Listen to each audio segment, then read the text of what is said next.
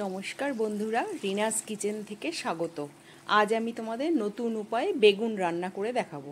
প্রথমে আমি দুটো বেগুন নিয়েছি, বেগুনগুলো মাঝখান থেকে চিড়ে দিয়েছি যাতে ভেতরে পোকা আছে কিনা সেটাও আমি চেক করতে পারবো। আর দুটো টমেটো, তার সঙ্গে দুটো পেঁয়াজ আর কাঁচা লঙ্কা আমি গরম জল দিয়ে সেদ্ধ করে নিলাম।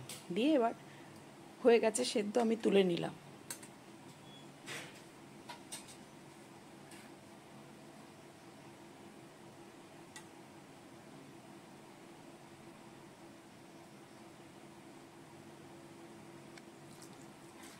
একটু ঠান্ডা জল দিয়ে ধুয়ে দিলে তাড়াতাড়ি তাহলে খোসাটা ভালো করে ছাড়ানো যায়।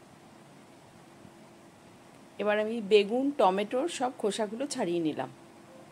আর পেঁয়াজের খোসা তো আমি ছাড়িয়েই দিয়েছিলাম।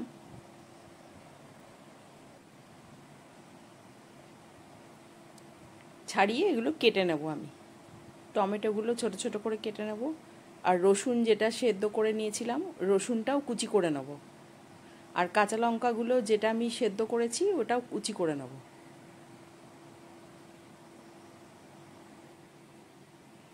আর কিছু ধনেপাতা আমি কুচিয়ে নিলাম।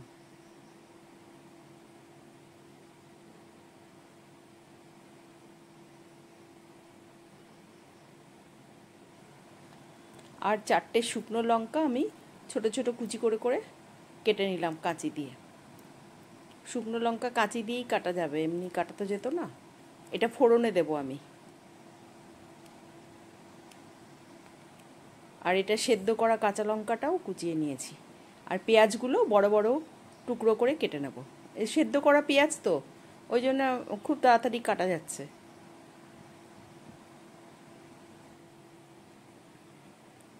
এবার কড়াইতে আমি সর্ষের তেল দিয়ে দিলাম, প্রায় 3-4 চামচ মতো। আর শুকনো লঙ্কা যেগুলো কুচি করে রেখেছিলাম সেই শুকনো লঙ্কাটা ফোড়নে দিয়ে দিলাম। আর রসুন কুচিগুলো দিয়ে দিলাম। রসুনটা সেদ্ধ করে নিয়েছি বলে রসুনের কাঁচা গন্ধটা আগেই চলে গেছিল। এবার তেলে ভাজলে আর একটু কাঁচা গন্ধ চলে গেল। এবার 1 চামচ আমি কালো জিরে ফোড়ন দিলাম। কালো জিরেটা দিলে গন্ধটা খুব সুন্দর হবে। আর সেদ্ধ করা টমেটো দুটো আমি দিয়ে দিলাম।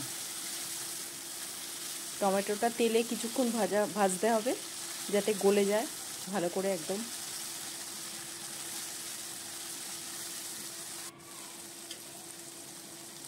এবার সেদ্ধ করা 4টে কাঁচা লঙ্কা কুচিয়ে রেখেছিলাম সেটা দিয়ে দিলাম। আর পেঁয়াজটা, এটাও মিনিট 5 নাড়তে হবে, ভালো করে ভাজতে হবে তেলে।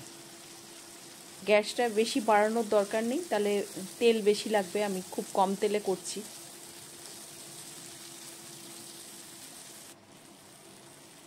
এবার আমি কিছু মশলা দিয়ে দিচ্ছি। ধনের গুঁড়ো দিলাম 1 চামচ, আর চাট মশলা দিলাম। চাট মশলা 1 চামচ দিলাম, আর হলুদ দিলাম, আর নুন দিলাম। এবার দুটো বেগুন আমি খোসা ছাড়িয়ে রেখেছিলাম, বেগুনটাও দিয়ে দিলাম। এবার এটাকে সব একসাথে ভাজতে হবে ভালো করে, সুন্দর করে বেগুনের সাথে যাতে মশলাটা মিশে যায়। চাট মশলাটা আমি একটু কম দিয়েছিলাম বলে আমি আবার পরে দিয়ে দিলাম চাট মশলা। চাট মশলাটা দিলে খেতে খুব ভালো লাগে, সুন্দর হয় গন্ধটা। এই যে আমি আরেকটু চাট মশলা দিয়ে দিলাম। এটা ভালো করে ভাজা ভাজা করতে হবে। এটা রুটি, পরোটা, ভাত সব কিছু দিয়েই খাওয়া যায়। তোমাদের যদি রেসিপিটা ভালো লাগে আমার চ্যানেলটাকে সাবস্ক্রাইব করো, লাইক করো, কমেন্টস করো। এবার নামানোর আগে আমি ধনেপাতা দিয়ে দিলাম। ধনেপাতা দিয়ে এটা ভালো করে নাড়িয়ে নেব। এইরকম তোমরা কেউ খেয়েছো? এটা খেতে খুব সুন্দর লাগে। একবার করে দেখো। অনেক রকমভাবেই তো অনেক কিছু করে দেখো, এটা একবার করে দেখো, দেখবে খুব ভালো লাগবে। রুটি পরোটা দিয়ে তো বেশি ভালো লাগে। আমার রান্নাটা কমপ্লিট।